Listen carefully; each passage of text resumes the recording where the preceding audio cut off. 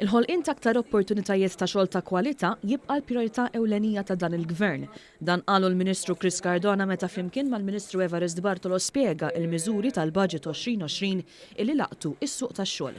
Fil-kwartieri ta' kumpanija tal-manifattura f'Ħalfar kien spjegat kif impjieg ta' kwalità, produttiv u li jrendi huwa l-aktar sors importanti mhux biss dħul ta' kull individwu iżda wkoll għall-avvanz soċjali tiegħu u tal-familja tiegħu.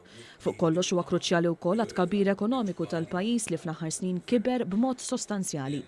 Il-Ministru Cardona qal li dan il-budget ta' sensiela sħiħa ta' miżuri u inizjattivi fil-qasam tal-kummerċ, finanzi u politika ta' investiment flimkien mal-ħarsien tas-suq tax-xogħol u dak soċjali. Ser ngħinu l-intrapriża, l-industrija biex meta jinvestu biex iħadmu persuni bi bżonnijiet speċjali, il-Malt Enterprise tkun tista' tagħti cash grant għal dak l-investiment li normalment ma jsirx.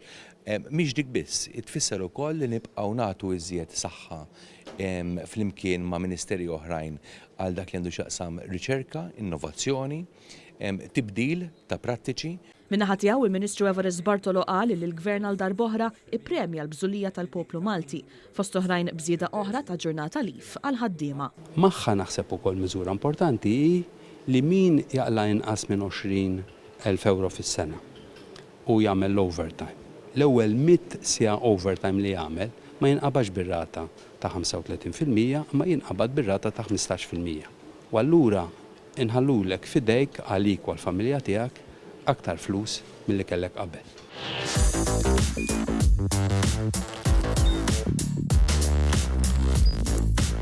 Idħol fuq one.com.mt u hemmhekk tista' tara l-programmi kollha li jxandru fuq One permezz ta' One Play.